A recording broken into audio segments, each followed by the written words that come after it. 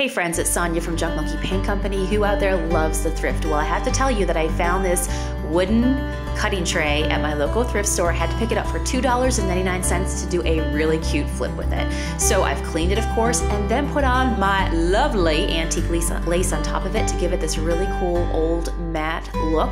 I'm using my shabby chip brush, of course, because I love that brush. You see how one coat only gives me that awesome distressed look? It's okay to have a little brownie frowny coming through, I say, right? So I put down one of my bird stencils. Now at this point, you can take yours down if you want. I do a little bit of what I call finger acrobatics to hold mine down. And again, a shabby chip brush, and I'm going to go ahead and just kind of like brush on over some black velvet, and look how gorgeous that looks.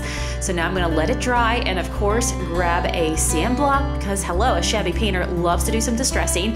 And now I'm just allowing some of those, just the brown background to come through. So now I've got black antique lace and a little bit of that wood shining through, and I love it just for what it is. Such an easy flip. Now I'm going to go ahead and seal it with my Monkey Shine.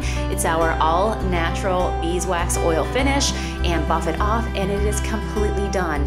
Put it as a display on top of your mantle, on your gallery wall. Easy peasy and completely beautiful.